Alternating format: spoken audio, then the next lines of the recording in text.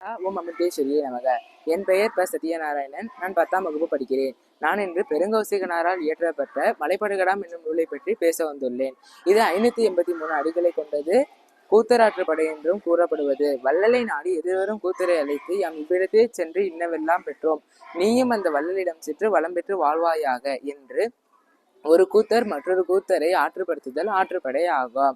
இதன் ஆசிரியர் பெருங்கௌசிகனார். இது நன்னன் என்ற குறுநில மன்னரை பாட்டுடை தலைவனாக கொண்ட நூல்.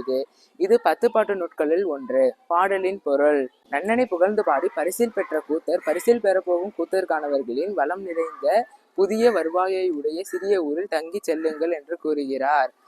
இரவில் சேர்ந்து தங்குங்கள், பகலில் இளைப்பாரி செல்லுங்கள், எரியும் நெருப்பை போல ஒளிரும் சிவந்த பூக்களை சுற்றத்தோடு தலையில் அணிந்து கொள்ளுங்கள், சிவந்த பூக்களை கொண்ட அசோக மரங்கள் உள்ள சரியான பாதையில் செல்லுங்கள், மூங்கில்கள் ஓசை எழுப்பும் கடின பாதையில் சென்று மலை சரிவில் உள்ள சிற்றூரை அடையுங்கள், அங்கு பகைவரை பொறாமல் போர் செய்யும் வலிய முயற்சியும் வீரமும் மனம் கொண்ட நன்னனின் கூத்தர்கள் என்று சொல்லுங்கள்.